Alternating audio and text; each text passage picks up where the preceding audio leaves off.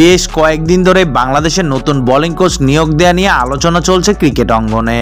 চুক্তির 1 বছর বাকি থাকতেই নাকি বিসিবি বর্তমান কোচ আন্দ্রে অ্যাডামসের সঙ্গে বিচ্ছেদের পথে হাঁটতে যাচ্ছে। ফলে বাংলাদেশের সম্ভাব্য বোলিং কোচ হওয়ার দৌড়ে কয়েকটি নাম খবরের শিরোনামে ছিল। এর মধ্যে অন্যতম সাবেক পাকিস্তানি তারকা ওমর গুল। তিনি নিজেও বিসিবির সঙ্গে যোগাযোগের বিষয়ে কথা বলেছে। গতকাল পাকিস্তানের স্থানীয় এক সংবাদ মাধ্যমকে গুল বলছে, আমাদের মধ্যে যোগাযোগ রয়েছে, কিন্তু এখনো কোনো কিছু নিশ্চিত নয়। আর এই নিশ্চয়তা নির্ভর করছে দুপক্ষের বোঝাপড়া এবং নীতি শর্তের ওপর। একই সঙ্গে বিষয়গুলো বোর্ডের হাতে রয়েছে। 2026 সালের ফেব্রুয়ারি পর্যন্ত বাংলাদেশ দলের পেস বোলিং কোচ হিসেবে চুক্তি রয়েছে আন্দ্রে অ্যাডামসের সঙ্গে।